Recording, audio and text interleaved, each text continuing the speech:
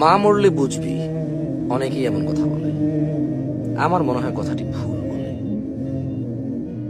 ছোট বাচ্চা কাচ্চা যারা আছে তারাও কিছুদিন পরে ভুলে যায়, আর বড়রা তো ঘর সংসার ছেলে মেয়ে নিয়ে একটু আফসোস হয়। না না, আমি বলবো না যে কোনো মানুষ নেই পৃথিবীতে, এটা আমি বলবো না। হ্যাঁ, টুকটাক একটু আফসোস খারাপ এটা লাগা থেকেই যায়। কিন্তু আপনি কি জানেন মা মরলে মানুষ বুঝবে কখন? এটা আপনি জানেন? বেঁচে থাকা অবস্থায় বুঝবে না।